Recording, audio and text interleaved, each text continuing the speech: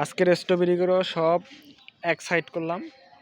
আগে এলোমেলো ছিল, এখন আমি সুন্দর করে সিরিয়াল করলাম যাতে সুন্দর দেখা যায়, প্লাস স্পেস কম লাগে। কারণ কিছুদিন পরে বৃষ্টি হবে, কিছুদিন পরে স্ট্রবেরির গায়ে যখন বৃষ্টি লাগবে তখন গাছ মারা যাবে। তা আমি এই সাইডে লাগাইলাম সব স্ট্রবেরি, আর এই ছাদের এখান থেকে আমি ত্রিফল দিব। ত্রিফল দিলে তখন স্ট্রবেরি গাছ মারা যাবে না। আর আমি এখান থেকে রানার তৈরি করব, এই জন্য আমি এগুলো রাখছি। তার যেগুলো ফল আছে এগুলো খাবো, বাকিগুলো সবগুলো থেকে আমি রানার তৈরি করব।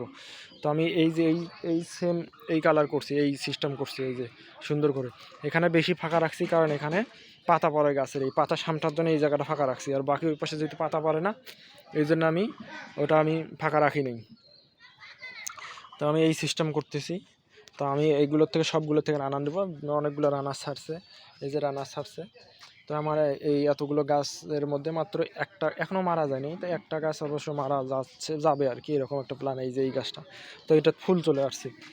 তো কেন মারা যায় এটা আমি বলবো আগে পরে, যে এতগুলো গাছের মধ্যে কেন একটা মারা গেল। আসলে আমার সার বেশি হয়েছিল, ঠিক আছে, আমার সার বেশি হওয়ার কারণে আমার এরকম মারা গেছে।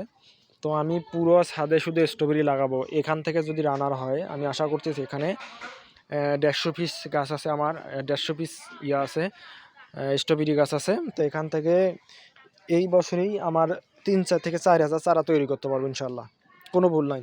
কারণ আমার প্রত্যেকটা গাছে কিন্তু স্ট্রবেরি ফুল চলে আসছে, মানে ফলও সেট হচ্ছে প্রত্যেকটা গাছে। হয়তো বোঝা যায় না, এই যে এগুলো প্রত্যেকটা গাছ থেকে স্ট্রবেরি কিন্তু সেট হচ্ছে, এই যে এগুলো কিন্তু বোঝা যায় না। আর আমার এখানে মোটামুটি এখন ভালো ভ্রমর আসে, মৌমাছি আসে। তো আমার একটা স্ট্রবেরি এখনও নষ্ট হয়নি। আর আমি কালকে স্ট্রবেরি হারভেস্ট করছি এইগুলো গাছ থেকে। আর এগুলো কি পরিমাণে স্ট্রবেরি হয় দেখছেন, একটা গাছে 20 থেকে 25টা স্ট্রবেরি, এগুলো স্ট্রবেরি। তো আবার আশা করতেছি আগামী 7 দিন পরে এই স্ট্রবেরিগুলো পাকবে, এগুলো হারভেস্ট করব এগুলো। আর কিছু স্ট্রবেরি ছোট হয় আমি দেখতেছি, তো আমি বুঝলাম যে স্ট্রবেরি আমি বেশি রাখবো না। যেগুলো গাছে 50টা আসে, মনে করেন এই স্ট্রবেরিগুলো আমি যদি এখানে 4টে স্ট্রবেরি রাখি, তাহলে আমার বড় হবে, স্ট্রবেরিগুলো বড় হবে। আর যদি আমি এখানে সবগুলো রাখি, তাহলে স্ট্রবেরি ছোট হবে। তো এই জন্যে স্ট্রবেরি অর্ধেক করে দেবো। যদি 10টা আসে, 4টে কাটে দেবো, 6টা রাখবো, তাহলে স্ট্রবেরির সাইজ বড় হবে, দেখতে সুন্দর হবে, ওয়েট ভালো হবে। তো দেখতেছেন আমার এখানে সবগুলো গাছেই কিন্তু স্ট্রবেরি ফুল চলে আসছে, মানে কোনো গাছ বাদ নাই। দেখেন একটা গাছে কী পরিমাণ স্ট্রবেরি, প্রচুর স্ট্রবেরি এরকম গাছে। এগুলো কিন্তু সব এবারকার গাছ, সব এগুলো এবার গাছ। তো আমার এই স্ট্রবেরিগুলোর থেকে চারা হবে কি না, যারা অভিজ্ঞ তারা বলবেন, এবং কার কেমন লাগছে সেটা বলবেন, ঠিক আছে। দেখেন আমার বাগানটা কেমন সেটা একটু দেখে কমেন্ট করবেন, যে আমার গাছগুলো সতেজ আছে কি না সেটা দেখেন। আসলে সতেজ রাখার জন্য আমি সপ্তাহে 2 দিন পানি দিই, সত্যি কথা সপ্তাহে 2 দিন। অনেকেই বলে পানি দেওয়া যায় না, সপ্তাহে 2 দিন আমি পানি দিই, পানি অল্প করে দেই। এবং আমি পানির সাথে সব সময় আমি খোল মিশানো পানি দিই। আমি খোল ছাড়া আমি সব খোল রাখছি, একটা খোল রেখে দিছি ভিজায়, এই খোল মিশিয়ে আমি পানি দিই। সেই জন্য আমার গাছগুলো অবশ্য মারা যায় নাই, সতেজ আছে।